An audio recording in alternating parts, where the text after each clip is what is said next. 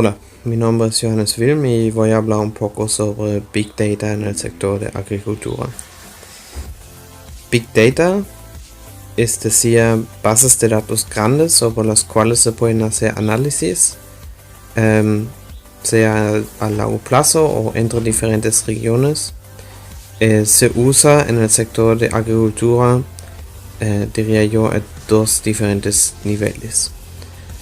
El primer nivel es a nivel del gobierno del país o de la región que produce. Aquí vemos el famoso caso de la Unión Europea con su programa de subsidio al productor, que ellos tienen diferentes metas con su subsidio y la producción, y entre esos están el cuidado al medio ambiente, también el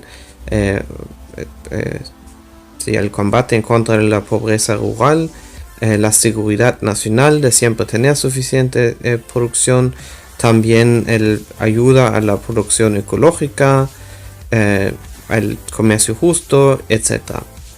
Y esos objetivos no siempre van bien juntos. Es decir, que obvio que el campesino tal vez puede ganar más si la producción no es ecológica y así. Entonces, para juntar los objetivos y para ver cómo obtener maximizar en total lo que uno obtiene, uno puede empezar con el Big Data, analizarlo y tratar de hacer una política que es muy precisa, Precise Agriculture, agricultura de precisión, como se llama, donde uno utiliza todas las medidas posibles y se hace como se trata de hacer una producción que es exacta, muy exacta. Para ese fin la Unión Europea hizo un reporte, creo que fue en noviembre del 2017, agricultura de precisión en la Unión Europea, donde empiezan a tratar de utilizar eso más para definir su política de producción y también para poder ajustarlo en tiempo más o menos real. Agricultura de precisión en Estados Unidos ya se utilizó en los años 80, pero como sabemos no tienen tan extensivo su programa de subsidio, entonces allá es como una cosa más del productor mismo que obviamente quiere una producción más grande, pero muchas veces también tiene interés en hacerlo en forma ecológica y allá estamos llegando al segundo punto, que es el sector tecnológico y el sector privado, básicamente, ¿no? El productor individual, quien quiere mejorar su producción y, por ejemplo, quiere producir lo más posible, dado que está al mismo tiempo cambiando a la producción ecológica, lo cual generalmente significa que va a producir menos. En ese segundo sector se trata más que todo de uso de máquinas, sensores, y utilizarlos en la mejor forma para gastar menos combustible y menos tiempo también. Allá vemos los tractores que ahora se pueden autoconducir en muchas partes, y eso obviamente dado a la análisis que se han podido hacer de los diferentes tipos de tierra que hay, en cómo un auto puede conducir,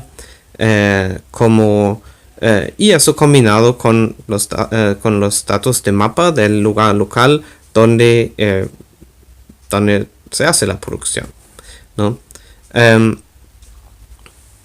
También en el sector de mercado se puede hacer el análisis de cómo se mueven los precios, y entonces en ese sentido se puede controlar la producción ya antes para no sobreproducir. Bueno, pero las experiencias de Estados Unidos y la Unión Europea tienen un problema, que es que costos, y que básicamente la agricultura es muy intensiva y por eso tampoco nos importa tanto gastar mucho en sensores y soluciones técnicas. Eso podría ser un problema en el caso de Nicaragua. Para eso yo sugeriría mirar un poco lo que está pasando en la India, porque ellos tienen algo parecido, que es que los costos tienen que ser mucho más bajos allá, y hay diferentes soluciones, o al menos grupos que tratan de buscar soluciones en la India. Y las soluciones son, una parte es que crean sensores que son más baratos para medir diferentes cosas. Lo otro es la comunicación, porque esos sensores, para poder obtener datos que se pueden juntar, se tienen que mandar a internet en alguna forma, y allá hay diferentes soluciones. Una de esas es que se usa el espacio blanco del señal de televisión, ¿cómo se llama? Después, la análisis de datos, para eso realmente no hay tan gran diferencia, dado que la fuerza de computadoras es más o menos igual, así que la análisis se puede hacer más o menos en la misma forma como en la Unión Europea y los Estados Unidos. La situación en Australia y África es parecido a la India. En Australia sí hay dinero, pero el problema son las distancias, y que incluso para las distancias que tienen allá, aunque tienen la inversión, no tienen suficiente para el traslado de datos a larga distancia. No hay infraestructura para eso, y también lo que no hay muchas veces son mapas de lluvia. Muchos datos simplemente faltan. En África mucho más.